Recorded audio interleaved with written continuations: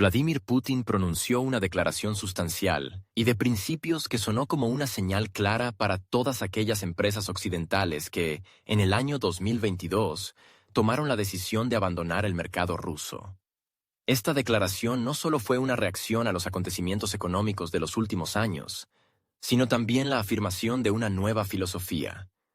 Rusia ya no tiene la intención de esperar a quienes se fueron sin despedirse. Ahora todo es distinto. No se trata simplemente de prácticas empresariales o del clima de inversión, se trata de principios y de confianza, algo que no se recupera de la noche a la mañana. Putin subrayó que el regreso es posible, pero solo si responde a los intereses de Rusia. En otras palabras, ya no es el mercado quien decide a quién espera, sino el Estado quien evalúa de manera razonada quién llama nuevamente a la puerta y con qué propósito. Demasiadas cosas han cambiado desde que decenas de empresas anunciaron su salida, acompañando sus decisiones con declaraciones públicas agresivas. Hoy nadie va a fingir que esos hechos no ocurrieron, y nadie actuará como si Rusia los hubiera olvidado. El presidente recordó que la decisión sobre la soberanía económica no fue espontánea. Se fue gestando durante muchos años, y las conversaciones al respecto comenzaron incluso antes de la crisis de 2022. Ya en 2018 y 2019, los productores rusos, especialmente en el sector agrícola, pedían limitar el acceso de competidores occidentales que llegaban con un fuerte respaldo estatal, subsidios y mecanismos de influencia encubiertos. El problema no era la competencia justa, sino una asimetría sistémica. Las empresas extranjeras gozaban de ventajas que no estaban al alcance de los productores locales. El presidente citó como ejemplo la situación de los estantes en las grandes cadenas comerciales. Según sus palabras, no se trata solo de la producción, sino también de la distribución de los productos, del marketing, la logística, de todo aquello que determina si un producto nacional aparecerá o no junto a una marca occidental. Señaló que incluso cuando los productos rusos eran de calidad y competitivos, entrar en la primera línea de los supermercados era prácticamente imposible. Los fabricantes occidentales tenían cuotas, condiciones propias y soluciones logísticas exclusivas. Esto creaba un desequilibrio artificial. Pero luego todo cambió. Según Putin, la salida de las compañías extranjeras fue, en esencia, un regalo inesperado. Abrió un espacio, dio la oportunidad a nuevos productores de ocupar los nichos vacíos, probarse a sí mismos y mostrar iniciativa. Y aunque el camino no fue fácil, el resultado ya es evidente. Surgieron nuevas marcas, aumentó la producción, se amplió la gama de productos nacionales, desde muebles hasta productos lácteos. En el país surgió algo que antes no existía: la sensación de confianza en que realmente podemos apoyarnos en nuestras propias fuerzas. Putin destacó especialmente que hoy en día el regreso al mercado ruso no es automático ni está garantizado. Todas las decisiones se tomarán en función de los beneficios reales, de los intereses estratégicos del país y del cumplimiento de los principios de seguridad económica. Las empresas que quieran regresar deberán demostrar por qué son necesarias, qué tecnologías e inversiones están dispuestas a aportar, qué puestos de trabajo van a generar. Un simple "hemos vuelto" ya no es suficiente. Al mismo tiempo, el presidente hizo una distinción entre quienes se fueron con ligereza e incluso con desprecio, y aquellos que lo hicieron bajo presión. Muchas empresas, dijo, realmente no se fueron por voluntad propia. Hubo amenazas de sanciones, presión de los accionistas, amenazas directas del sistema bancario. Y sí, algunos realmente abandonaron Rusia con lágrimas en los ojos, sin ocultar su pesar. Para esas empresas, según Putin, el filtro de retorno será más flexible, pero seguirá existiendo, porque no se trata de un gesto de cortesía, sino de una verificación sistemática, de fiabilidad, de interés auténtico y de utilidad real para la economía. El presidente recordó que Rusia siempre ha estado abierta a una cooperación honesta y mutuamente beneficiosa. Sin embargo, en los últimos años se ha vuelto evidente que, bajo los lemas de mercado libre y globalización, se escondían mecanismos que permitían promover intereses ajenos a expensas de los productores locales. Y ahora que esos esquemas ya no funcionan, ha llegado el momento de construir un nuevo modelo. Un modelo en el que la prioridad la tienen los recursos internos, los productores nacionales, la logística propia y las cadenas tecnológicas independientes. Putin señaló que la política de inversiones a partir de ahora se basa en el principio de selección. Rusia no recibe con los brazos abiertos a cualquiera que quiera entrar al mercado. Ahora pregunta: ¿con qué objetivo? ¿Qué están dispuestos a ofrecer? ¿Qué riesgos están dispuestos a compartir? ¿Están preparados para respetar la legislación rusa, los estándares rusos, los intereses del consumidor ruso? Estas son las preguntas clave. Y si no hay respuestas claras y justificadas, no habrá asociación. Anteriormente, Rusia invitaba gustosa a los inversores extranjeros. Ahora ha adoptado otra postura. Recibe propuestas y define ella misma los límites. Es un cambio de paradigma. Y, como destacó el presidente, esto solo ha sido posible porque en los últimos años el país ha demostrado su resistencia a la presión, su capacidad de autoorganización y su disposición para una reestructuración tecnológica. Estas cualidades ahora forman el fundamento de una nueva arquitectura económica. En la declaración se prestó especial atención al tema de las disculpas. Putin, con contención pero también con ironía, señaló que algunas empresas ya están ensayando movimientos diplomáticos. Explican que las obligaron, que no querían, que esperan comprensión. Sin embargo, según sus palabras, eso no basta. La confianza no se recupera con palabras. Es trabajo, es resultado, es disposición a un desarrollo conjunto a largo plazo, no un intento de volver al modelo anterior, en el que el mercado era solo un espacio para obtener beneficios sin asumir compromisos. El presidente también recordó los numerosos juicios iniciados por empresas occidentales tras su salida. Se trata de decenas de casos en los que Rusia se ha visto en posición de acusada, a pesar de haber sido la parte sometida a presión económica. Ahora, según declaró Putin, el enfoque será simétrico. Las autoridades rusas actuarán estrictamente en el marco legal, pero teniendo en cuenta los intereses de sus propios productores. Y si surge un conflicto, se resolverá en los tribunales.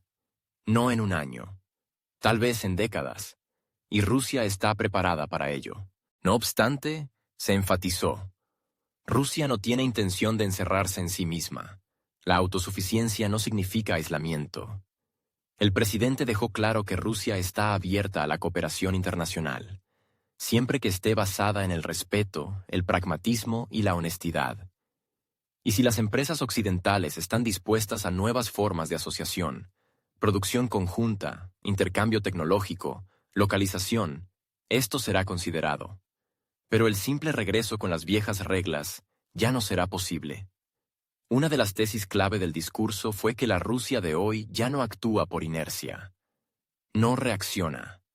Construye una estrategia. Y esta estrategia implica un estricto control del acceso al mercado, una verificación de la buena fe de los socios y un análisis de los riesgos. El Estado ya no es un espectador, sino un participante activo en los procesos económicos, incluyendo la selección de socios extranjeros.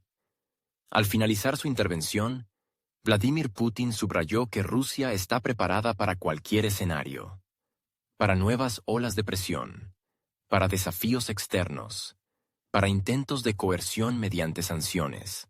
Pero ahora posee lo principal: experiencia y comprensión de que la resiliencia no depende de inversiones externas, sino de la capacidad interna de movilización, desarrollo, creatividad y disciplina. No fue un monólogo emocional, fue una declaración de postura. Rusia ya no suplica, propone, no cede, elige. Y si eso sorprende a alguien, es momento de acostumbrarse. Una nueva etapa ya ha comenzado. Y no se basa en declaraciones, sino en hechos. Y ahora escuchen lo que dice Putin. Es sumamente interesante. Cita: Usted ha tocado una cuestión importante. Ya nos enfrentamos a esto en torno a 2018-2019, cuando el sector agrícola en general había ganado suficiente impulso para su desarrollo y empezó, en esencia, a cubrir todas las necesidades básicas del mercado alimentario ruso. Y entonces los productores agrícolas me dijeron directamente en los encuentros: simplemente no dejen entrar a nadie de nuevo, porque ellos vendrán con sus enormes subsidios. Todos hacen trampa. En realidad, todos firman documentos dentro del marco de la Organización Mundial del Comercio, OMC, que algo no se puede subvencionar, esto y aquello. Pero los subsidios ocultos fluyen en cantidades enormes y crean enormes ventajas, incluso en nuestro propio mercado. Eso es lo primero. Lo segundo, los espacios y estanterías en las tiendas. Nuestros productores no podían acceder a las estanterías desde las que se vende el producto. Un disparate total. ¿Cuánto hemos hablado de eso? Por más que insistimos, no funcionaba.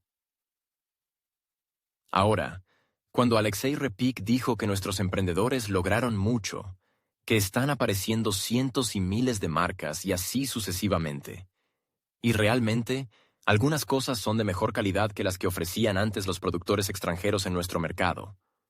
Pero ustedes lo saben mejor que nadie. Uno entra al mercado, lo acapara todo, y luego no se lo puede sacar. Hagas lo que hagas, no puedes abrirte camino. Ahora, por torpeza, ellos mismos prohibieron a sus empresas trabajar con nosotros. Pero lo vemos, vienen a verme. Incluso grandes empresarios quieren regresar. Que lo hagan, por supuesto, no hay problema. Pero aquí es muy importante, como dijo correctamente Alexei Repik, que, en primer lugar, miremos cómo se comportaron. Los fabricantes de muebles. En Bielorrusia ya hacían buenos muebles antes. Que Dios les dé salud. Y aquí también empezamos a producir, y no peor, tal vez incluso mejor. Aparecieron tecnologías, incluso equipos de producción apropiados, y empezamos a fabricar nosotros mismos. Sí, es un proceso complejo. Por supuesto, más difícil y diverso que en el ámbito agrícola, aunque tampoco allí todo es sencillo. Por cierto, en cuanto a la calidad de los productos, nuestras exigencias en el sector agrícola siempre han sido más altas que en la Unión Europea, por ejemplo, pero también en el ámbito de la producción industrial. Por supuesto, hay que mirar cómo se comportó cada uno. Alguien nos insultó, nos faltó al respeto, pues que se queden donde están, allá ellos. ¿A qué quiero llamar la atención? Alexei Repik dijo: hace falta que... Alguien envió dinero a las Fuerzas Armadas de ese país. Hace falta que se disculpen. No, eso definitivamente no es suficiente. Ahora se pondrán a disculparse. Escuchen, he hablado durante décadas con muchos, con representantes del mundo empresarial, incluso en Europa, en Estados Unidos. Los respeto mucho. Son personas muy serias, inteligentes, pragmáticas, saben contar, saben alcanzar sus objetivos. Son realmente competidores poderosos. Si uno les dice, pidan disculpas, mañana se disculpan. Si necesitan volver a nuestro mercado, harán lo que sea. Vendrán y te besarán en la boca. Eso no basta. Tenemos que examinar todas estas cuestiones desde un punto de vista pragmático. Escúchenme. Nos conviene que tal o cual empresa venga. Entonces hay que dejarla entrar. Lo diré en términos sencillos, populares. Si no conviene, hay que encontrar 1000 razones por las cuales esa empresa no debe estar aquí. Y entre esas 1000 razones, 999 cumplirán exactamente con los requisitos de la OMC, se los aseguro. Y por una discutiremos en los tribunales durante al menos 15 años. Yo no me he inventado nada. Ustedes entienden. Cuando alguien se iba de nuestro mercado, violaban nuestras leyes, violaban las normas de la OMC, les decíamos, iremos a los tribunales. Adelante, camino libre. Litiguemos durante 10, 15, 20 años. Eso se nos dijo hace 3 años. Así es como debemos actuar también nosotros con ellos. Nada personal, solo negocios. He pedido al gobierno que trabaje en este tema y que desarrolle ciertas condiciones de retorno. Por supuesto, debemos tener en cuenta el comportamiento de nuestros socios en los últimos 3 años. Obviamente, sin eso tampoco se puede. Hay que tener un enfoque humano. Hubo empresas que no querían irse. Se fueron con lágrimas en los ojos, sinceramente. pero con lágrimas. La presión es tal que nos destruirán el negocio en el extranjero, no nos permitirán realizar pagos, en Europa nos perjudicarán. Todos conocemos a esas empresas. Pedí al gobierno que tenga esto en cuenta. Ahora le pediría a Maxim Gennadievich Reshetnikov, después de todo, este es principalmente su campo, que se pronuncie al respecto. ¿Qué ha preparado el gobierno? Y si hay algo que deba tenerse en cuenta desde el punto de vista de los intereses de nuestros negocios, nos guiaremos, ante todo, por sus intereses, por los intereses de nuestras empresas. De eso debemos partir. Por supuesto, hay que observar cómo se reflejará todo esto en el mercado. Si necesitamos algo con urgencia en el mercado, pero todavía no hay posibilidad, ni la habrá en los próximos 20 años, de que podamos alcanzar ciertos parámetros de producción de determinados grupos de productos, debemos actuar en consecuencia, crear, como propuso Alexei Repik, empresas conjuntas. Debemos ser flexibles y partir exclusivamente de nuestros intereses nacionales. Un par de ideas más en relación con su intervención. Usted dijo que ninguna economía del mundo puede ser autosuficiente. Eso es cierto, pero hay que entender qué significa autosuficiencia económica en el mundo moderno. Debemos comprenderlo. Segundo comentario. No nos van a intimidar con estas posibles nuevas sanciones. No se puede tener miedo. Quien empieza a asustarse, lo pierde todo de inmediato. Pero hay que entender lo que puede pasar, y hay que estar preparados para cualquier acción de nuestros posibles futuros adversarios. Ellos hacen muchas cosas que van en su contra.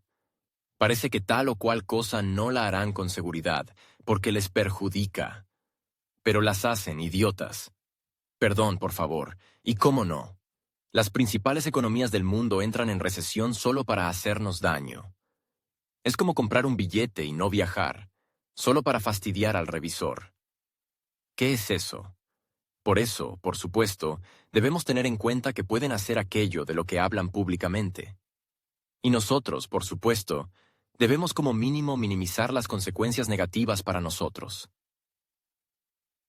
Esta también es una respuesta a la pregunta de si una economía puede o no puede ser autosuficiente. Todo está interconectado en el mundo moderno, eso es obvio.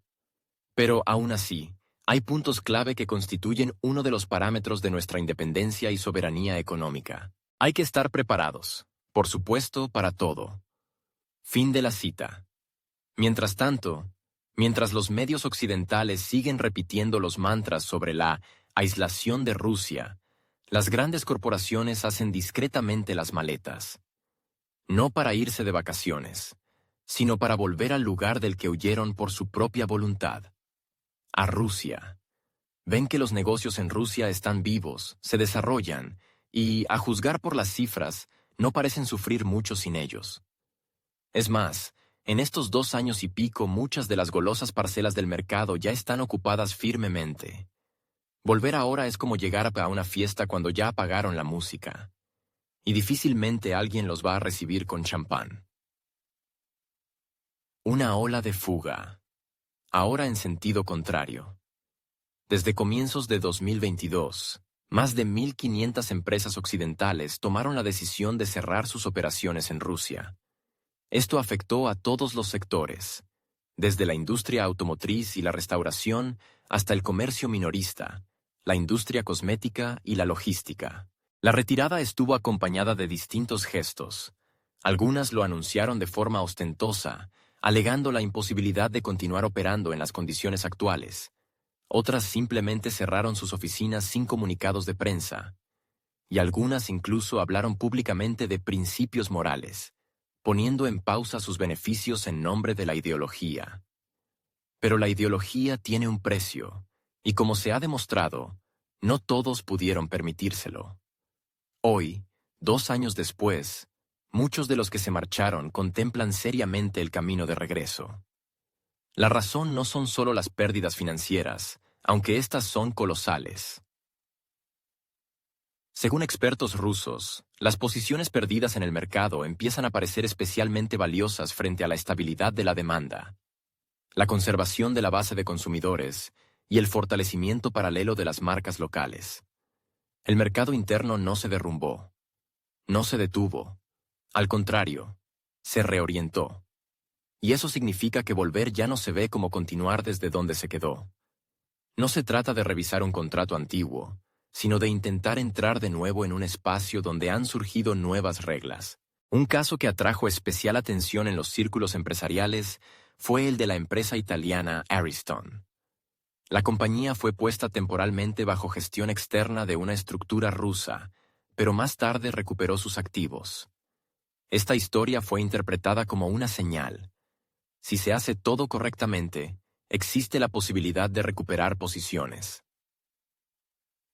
A partir de entonces, el interés por un posible regreso comenzó a manifestarse de forma más abierta, aunque oficialmente casi no se confirman tales negociaciones. Pero sí hay indicios indirectos. Presencia de representantes en reuniones informales, participación en foros, solicitudes de asesoramiento jurídico. Empresas de Estados Unidos, Corea del Sur, Japón, países de la UE, todas ellas comenzaron a tantear cuidadosamente si la puerta sigue abierta para ellas. Pero de inmediato se hace evidente. Mucho depende de cómo fue organizada la salida. Los juristas destacan que las posibilidades de regreso están directamente relacionadas con el modelo de retirada. Quienes vendieron el negocio con opción de recompra, aunque sea a 10 años vista, conservan una herramienta legal, aunque con condiciones. Aquellos que transfirieron la gestión a socios rusos sin romper la propiedad pueden volver más rápidamente. Pero quienes se fueron de manera abrupta, liquidando activos, cerrando representaciones y cediendo franquicias sin condiciones reversibles, deberán asumir que su lugar ya está ocupado. Esto es especialmente visible en sectores donde los nichos no permanecieron vacíos por mucho tiempo. El mercado no tolera el vacío. Tras la salida de unos, llegaron rápidamente otros, productores rusos, socios chinos, startups locales. Muchos lograron ofrecer no solo un producto equivalente, sino también un servicio adaptado a las nuevas realidades. El consumidor cambia rápidamente a lo que funciona, especialmente si el producto es accesible, familiar y no requiere esfuerzos adicionales. La lealtad, en condiciones de turbulencia, es algo flexible. Ahora los antiguos jugadores tienen dos caminos. El primero, intentar negociar el regreso bajo las condiciones anteriores, pero esto es difícil, ya que los actuales propietarios de los activos no siempre están dispuestos a desprenderse de algo que ya les genera ingresos. El segundo, buscar nuevos formatos, participar en cooperación, invertir en proyectos conjuntos donde la marca puede no ser la principal, sino un socio. Esta opción, según los especialistas rusos, es la más realista para quienes no mantuvieron una conexión jurídica directa con los activos. Y aún así, incluso en este caso, mucho depende de la reputación empresarial de la compañía. Aquellos que se fueron sin explicaciones, que no intentaron mantener el contacto con sus socios, que permitieron situaciones conflictivas, ahora enfrentan dificultades. El mercado no solo recuerda las marcas, sino también el comportamiento. Las relaciones en el mundo empresarial se basan en la confianza, y no es fácil restablecerla, especialmente si quedaron asuntos pendientes o compromisos financieros sin resolver. Un factor aparte es la actitud hacia los riesgos geopolíticos. Mientras algunas compañías consideran el regreso como una tarea puramente económica, otras evalúan también las señales políticas. Y en este contexto, la historia de Ariston parece una excepción, no la regla. Sí, da motivos para la esperanza, pero no garantiza que pueda repetirse. Cada caso se analiza por separado, teniendo en cuenta los intereses del Estado, las producciones sustitutivas existentes, la relevancia social de la marca y su influencia en el mercado. Los abogados rusos advierten, las empresas que se retiraron sin dejar bases para el futuro corren el riesgo de perder tanto la oportunidad como el tiempo. Reconstruir un negocio desde cero es más que regresar. De hecho, crear un nuevo modelo empresarial en condiciones nuevas. Para muchos, esto implica inversiones, acuerdos legales, reestructuración logística, recuperación o contratación de personal. Y lo más importante, ganarse de nuevo la confianza de los clientes, que ya se ha desplazado hacia otras marcas. Ninguna empresa, ni siquiera con un nombre de renombre, puede hoy esperar recuperar automáticamente su antigua posición. Los tiempos han cambiado, al igual que la configuración del mercado. El regreso a Rusia no es solo un paso empresarial, es un proceso político-económico que requiere cálculos precisos, diplomacia y voluntad de jugar bajo nuevas reglas. Para algunos es una oportunidad, para otros, un reto, para otros más. Un recordatorio de cuán importantes son las decisiones estratégicas tomadas en momentos de crisis. Porque son precisamente esas decisiones las que luego determinan si hay camino de regreso. ¿Y quién tiene realmente las llaves de la puerta? Menos 100.000 millones. Y esto es solo el comienzo. En la primavera de 2024, la comunidad empresarial internacional se vio obligada a reconocer: el intento de retirada masiva de las empresas occidentales del mercado ruso resultó no solo en pérdidas de imagen, sino también en pérdidas financieras bien concretas. Según datos públicos, el volumen total de las pérdidas superó los 107.000 millones de dólares. No se trata simplemente de una cifra seca en los informes. Es el resultado de la revisión de estrategias de inversión, contratos anulados, marcas comerciales perdidas y, lo más importante, beneficios no obtenidos que serán recordados durante mucho tiempo en las reuniones de las sedes de las corporaciones transnacionales.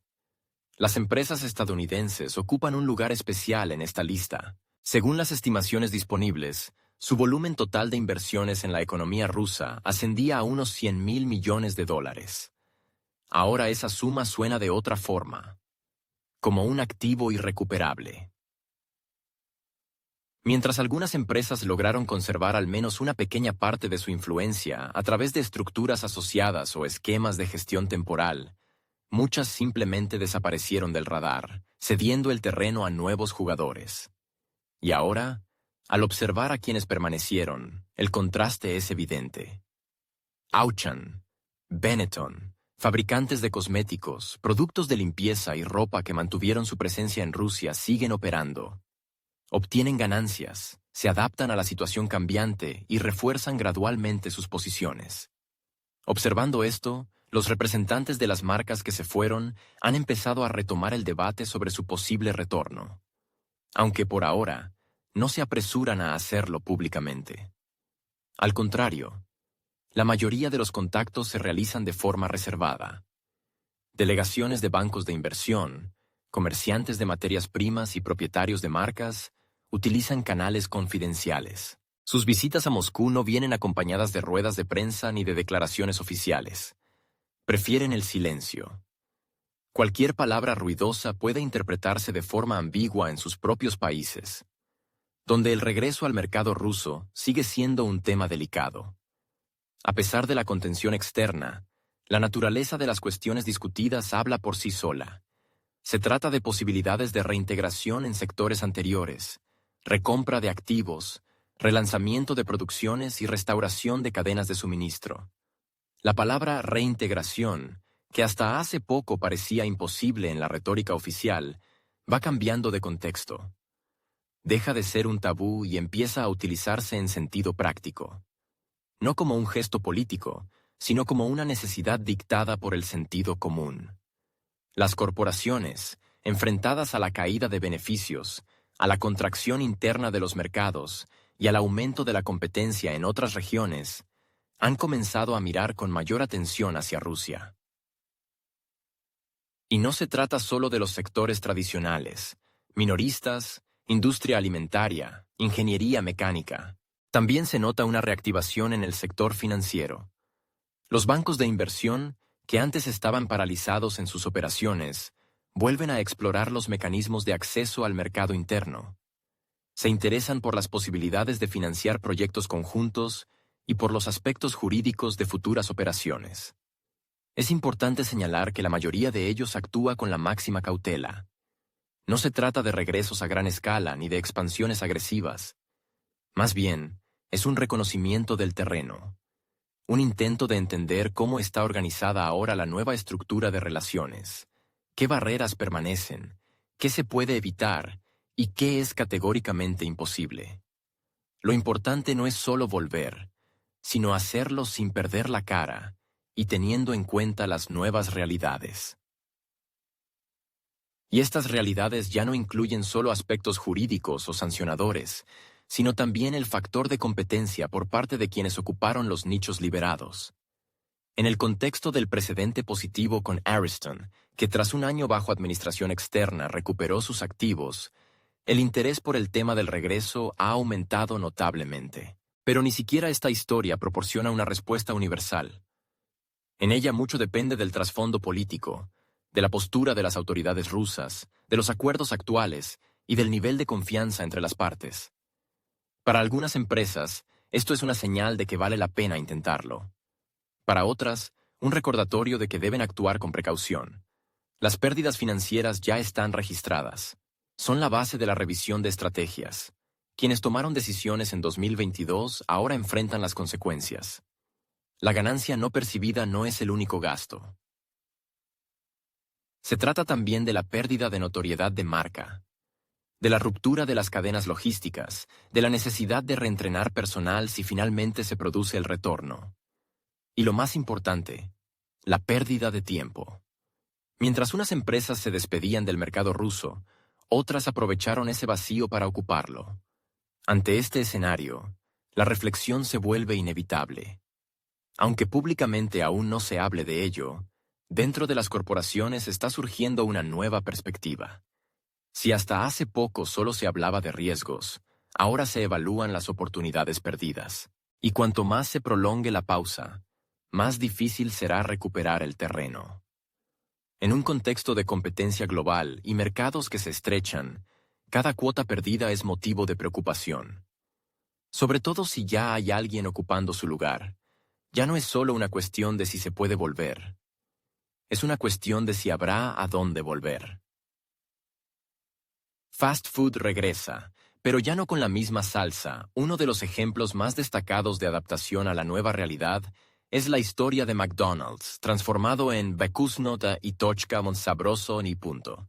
Este caso se volvió emblemático no solo por la magnitud de la cadena, sino también por la estructura jurídica cuidadosamente diseñada, que permitió conservar ciertos derechos para la parte estadounidense. Según el contrato firmado en el momento de la venta de activos, se prevé la posibilidad de recomprar la red en un plazo de entre 10 y 15 años, siempre que se cumplan una serie de condiciones. Es una especie de ancla jurídica que, a pesar del cambio de marca, mantiene un fino vínculo con el antiguo propietario. Pero el plazo es demasiado largo, y nadie garantiza que dentro de 10 años el mercado será el mismo, ni que los clientes serán los mismos. El consumidor se acostumbra rápidamente a lo nuevo. Especialmente en el segmento de comida rápida, donde lo que importa no es tanto la marca como la accesibilidad, la rapidez del servicio y la estabilidad del sabor. En 2 años, Vkusno y Tochka logró consolidarse en la mente del consumidor, a pesar del escepticismo inicial. Los restaurantes no cerraron. Los productos siguieron siendo familiares. El menú se actualizó y el marketing continuó recordando a los clientes el formato habitual. La ausencia del logotipo original de McDonald's no fue un problema crítico. La gente volvió. Y quienes no lo hicieron, probaron alternativas y se quedaron con ellas. La historia del fast food demostró que la marca no lo es todo. Cuando se mantiene la infraestructura, la logística, el equipo humano e incluso la arquitectura de los locales, la transición puede percibirse no como una ruptura, sino como una evolución. Para el consumidor, eso es más importante que la dirección jurídica del propietario. Esto queda demostrado por los índices estables de asistencia a los restaurantes y por el crecimiento de los resultados financieros bajo la nueva marca. Y aunque probablemente en las sedes corporativas occidentales esperan un regreso, la decisión ya no depende solo de ellos. El regreso es posible, pero dependerá de muchas variables, políticas, económicas y de consumo. Una situación similar se observa en la industria de la moda. Las marcas Zara y Bershka, que formalmente abandonaron el mercado, siguen presentes en la mente de los consumidores, y no solo en los recuerdos. En el mercado de segunda mano, La ropa de estas marcas sigue vendiéndose activamente, y su estilo visual continúa marcando tendencia entre los actores locales. A pesar de la pausa en sus operaciones oficiales, el reconocimiento de marcas sigue siendo alto. Esto sienta las bases para un posible retorno, si se crean las condiciones adecuadas. Pero también aquí, el espacio ya no está vacío. Las marcas locales, en 2 años, han pasado de colecciones experimentales a líneas de temporada estables. Han construido sus propios canales de venta, aprendido a trabajar con el cliente y organizado la logística. Lime, Sella, Henderson. Estas marcas han pasado a percibirse no como un reemplazo temporal, sino como parte integral del mercado. Aún no han desplazado de la memoria del consumidor a los nombres internacionales, pero ya han aprendido a competir por su atención. Y en un contexto de presencia exterior limitada, eso les da ventaja. Un factor aparte es la base de producción. La mayoría de las marcas locales aún depende de fábricas en China y en países de Asia Central. Esto crea dificultades en los plazos de entrega, en la política de precios y en el control de calidad. En estas condiciones, las marcas internacionales conservan una ventaja competitiva: cadenas de suministro establecidas, procesos afinados y productos reconocibles. Pero su ausencia en el mercado durante varias temporadas debilita sus posiciones. Los competidores crecen. Los clientes aprenden a prescindir de los antiguos líderes. Se está formando un nuevo hábito de consumo. Psicológicamente, el consumidor ya se ha adaptado. Para gran parte del público del mercado masivo, lo importante no es tanto la etiqueta como la combinación de precio, diseño y accesibilidad. En este sentido, los nuevos actores han logrado satisfacer las expectativas anteriores. Son activos en redes sociales, trabajan con influencers locales, se enfocan en adaptar sus productos a los gustos nacionales. Su marketing es más rápido, más flexible, menos atado a la burocracia global, y eso les permite responder con rapidez a los cambios de la demanda. El mercado ha cambiado en estos 2 años. Ya no espera, vive según sus propias reglas. Y aunque muchas empresas aún tienen formalmente la posibilidad legal de regresar, el espacio real para hacerlo se está estrechando. Incluso si una marca vuelve a aparecer en los estantes, tendrá que empezar desde cero, reconstruir la logística, firmar nuevos contratos, buscar personal, restablecer relaciones con los consumidores. Y eso significa invertir. Más que antes. Porque volver después de haber salido no es una continuación, sino un intento de volver a posicionarse en un entorno que ya se ha formado sin ti. Quienes se quedaron no solo ganan en el presente, obtienen una ventaja temporal para los próximos años. Se hacen reconocer, el público se acostumbra a ellos, se crean nuevos hábitos con ellos. Y si algún día surge la posibilidad de comparar, no está claro que la elección sea a favor de quien se fue y volvió. La lealtad es algo frágil, y el tiempo no juega a favor de quienes esperan un deshielo político, sino de quienes siguen trabajando aquí y ahora. IKEA. ¿Una leyenda con continuación o un mito para ingenuos? En abril de 2024, el mercado se vio sorprendido por el registro de una nueva marca comercial de IKEA. Para muchos, esto fue una señal inesperada. Las discusiones comenzaron de inmediato. ¿Acaso el gigante sueco del mueble se prepara para volver al mercado ruso? Las cifras mencionadas por los expertos solo avivaron el interés. La probabilidad de regreso antes de fin de año se estimaba en un 70%, y para el segundo trimestre de 2026, ya en un 95%. A primera vista, una perspectiva optimista. Pero más allá de las cifras, quedan muchas variables de las que se habla poco en público. El registro formal de una marca comercial no es una estrategia. Es una acción jurídica que puede significar tanto una preparación para un relanzamiento real como una simple protección de los derechos sobre la marca en una jurisdicción donde antes operaba. El registro protege contra la copia. Impide que terceros usen el nombre y, en un mercado que sigue transformándose, puede ser solo una forma de conservar influencia, no necesariamente un indicio de un regreso inmediato. Las capacidades productivas de IKEA en Rusia ya han sido redistribuidas. Muchas fábricas fueron vendidas o reconvertidas para otras tareas. Las cadenas logísticas, que se habían construido durante años, se interrumpieron. Los almacenes fueron transferidos a nuevos propietarios. Incluso si regresara, ya no existe la infraestructura física tal como era.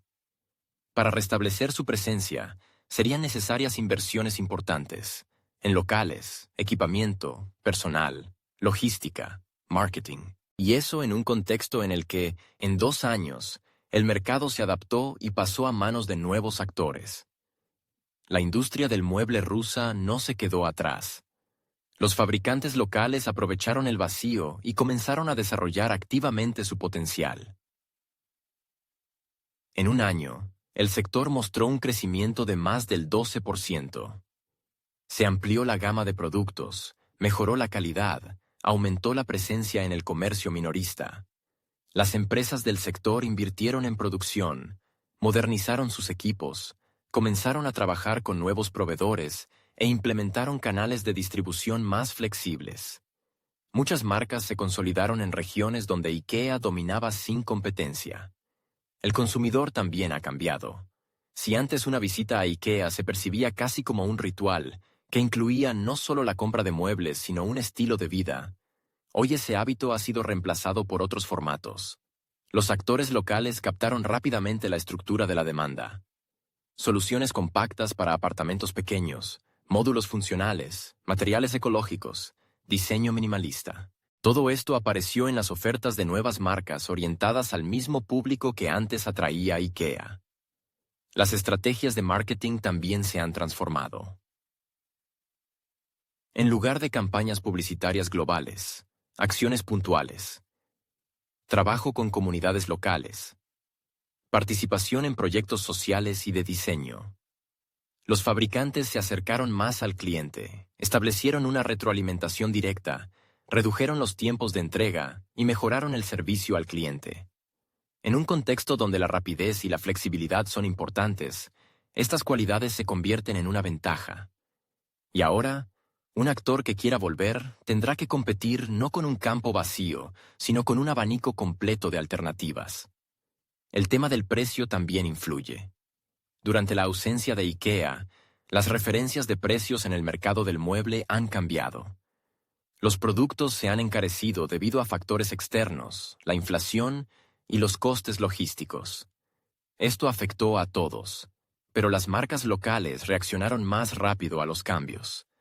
Comenzaron a producir más dentro de Rusia, evitando la dependencia de las importaciones. Para IKEA, el regreso puede significar tener que revisar su modelo de formación de precios, que antes se basaba en compras a escala global y logística barata. Estas herramientas ahora funcionan de otra manera, y habrá que explicar al consumidor por qué debe pagar lo que se le pide. Paralelamente, cambian las expectativas del consumidor. Una nueva generación de clientes ha crecido con una mayor conciencia sobre el origen de los productos, el impacto ecológico y la responsabilidad social de las empresas. Aquellas compañías que permanecieron y se adaptaron ya han incorporado estos valores a su reputación. IKEA no solo tendrá que restablecer sus canales de venta, sino también repensar su posicionamiento. Simplemente volver al formato anterior ya no es suficiente. Será necesario adaptarse en todos los aspectos, desde el diseño y la logística hasta las relaciones públicas y la comunicación con el cliente.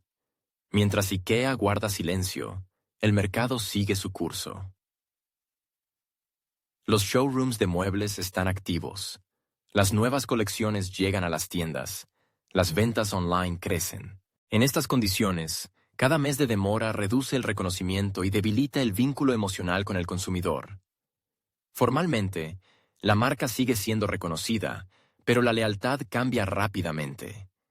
Especialmente si la alternativa demuestra estabilidad, flexibilidad y presencia aquí y ahora.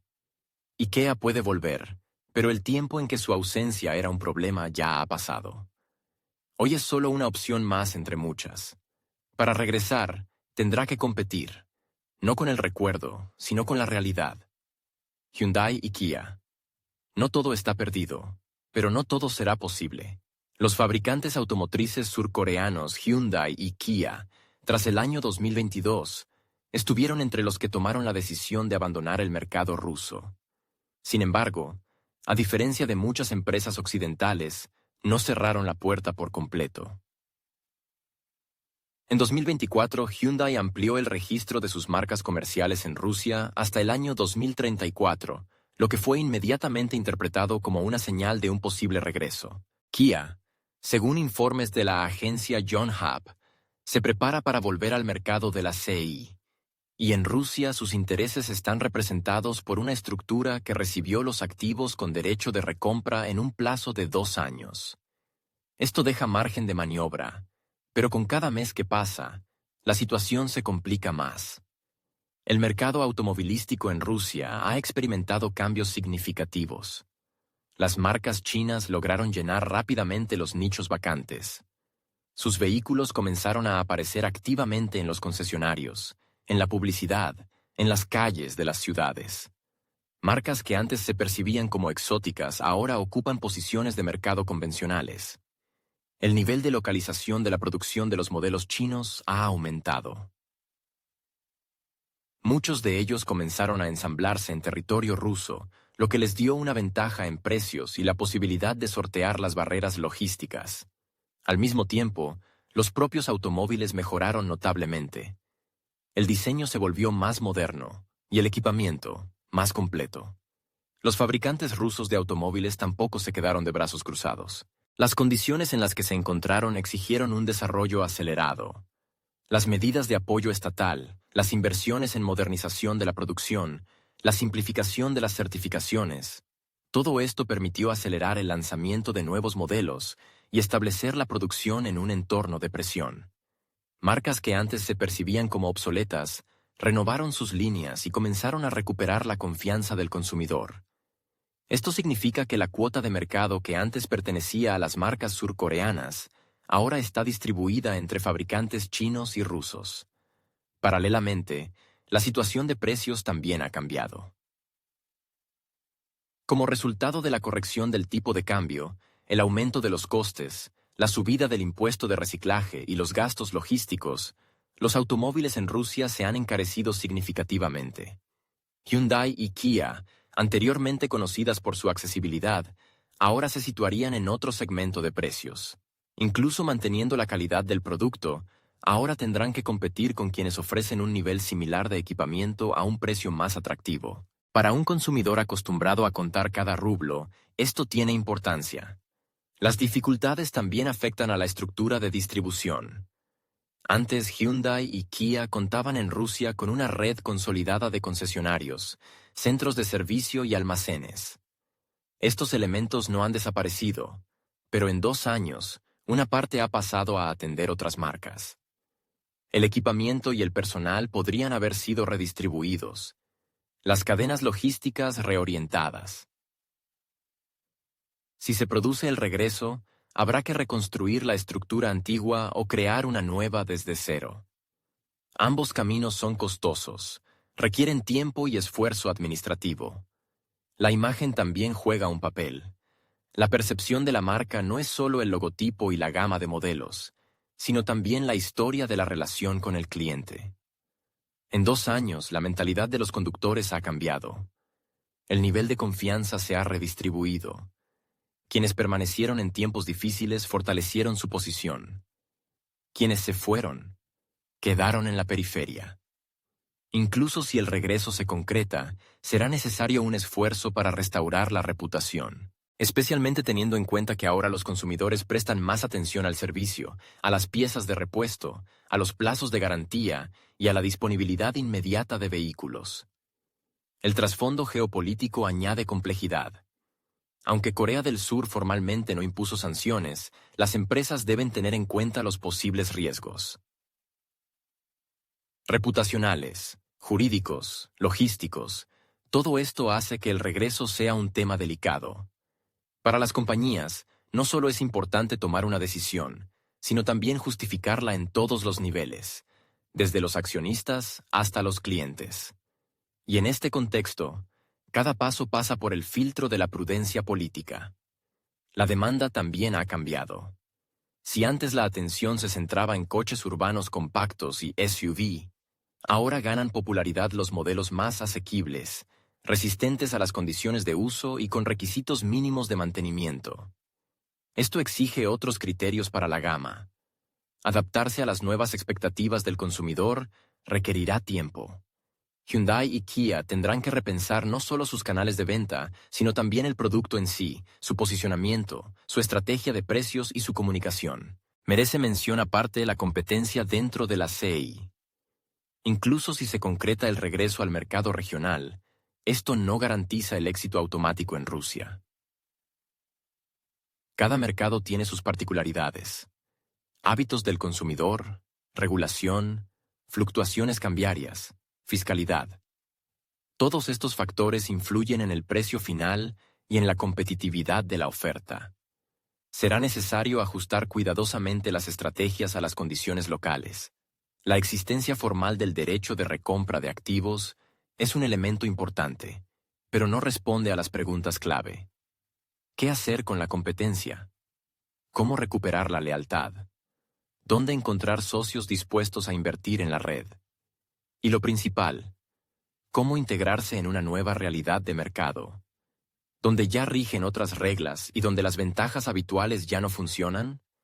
No hay respuestas universales, pero de ellas depende si la intención de regresar queda en el papel o se concreta en la práctica. FMCG. Mientras tú lo pensabas, otros ya se repartieron el mercado.